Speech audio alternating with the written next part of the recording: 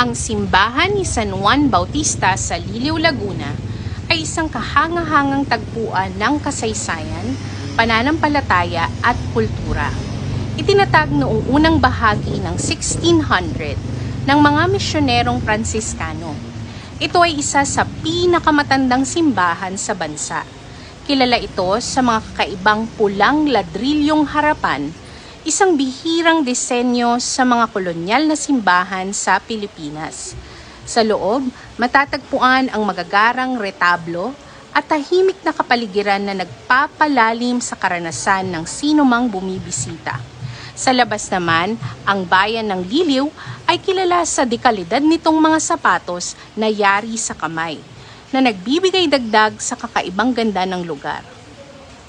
Kung naghahanap ka ng lugar para magnilay, bumalik sa kasaysayan o maranasan ang mayamang kultura ng Laguna, ang simbahan ni San Juan Bautista ay isang destinasyong hindi dapat palampasin.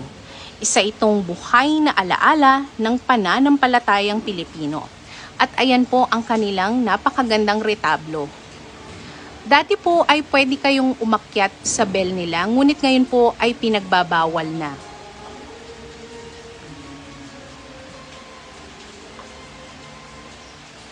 At ito naman po ang kanilang chapel o kapilya.